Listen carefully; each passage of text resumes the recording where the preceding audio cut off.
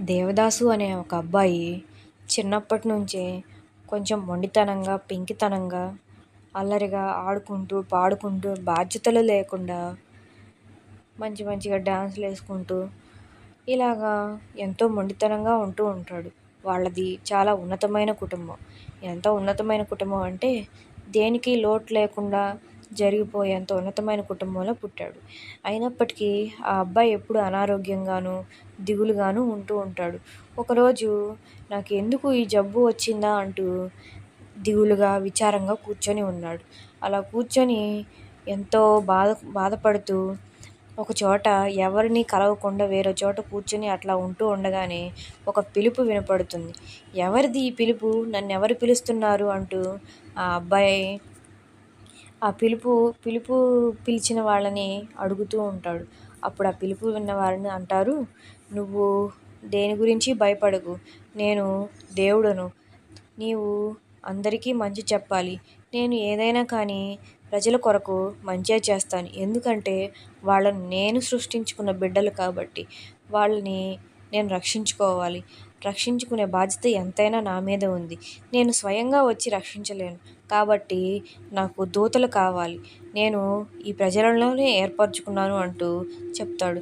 ప్రజలు ఎంతోమంది అనారోగ్యంగాను ఏదో ఒక విధంగా బాధలు పడుతూ ఉంటున్నారు.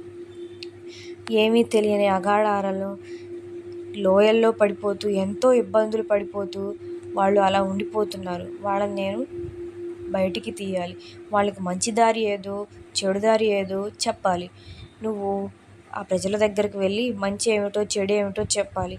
ఏ దారిని వెళ్తే ఏమొస్తుందో, ఏ దారిని వెళ్తే ఎవరు కనపడతారు, రైట్ వే ఏదో, రాంగ్ వే ఏదో ఆ ప్రజలకి చెప్పమని చెబుతాడు.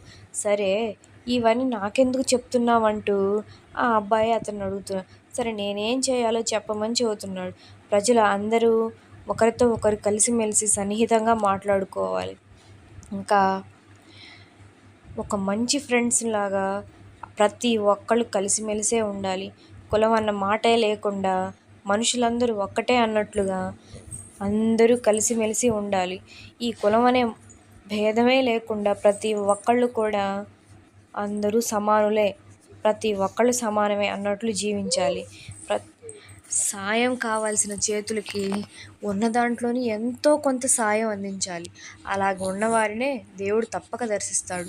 ఒక బైబిల్ అయినా, ఒక ఖురాన్ అయినా, లేదా ఒక భగవద్గీత అయినా కానీ మంచి చేయమనే చెబుతుంది. కానీ ఎవరికైనా చెడు చేయండి, కుట్రగా ఉండండి అని చెప్పదు. పిల్లలు, మీరు నేర్చుకోవాల్సింది ఏమిటంటే మనకి చేయగలిగినంత సాయమే ఎవరికైనా చేయాలి. ఇతరులను ద్వేషించకూడదు అంటూ దేవుడు చెప్తూ ఉన్నాడు. మీకు ఈ దేవుడు చెప్పిన మాటలు నచ్చితే లైక్ చేసి, షేర్ చేసి, సబ్స్క్రైబ్ చేసుకోండి.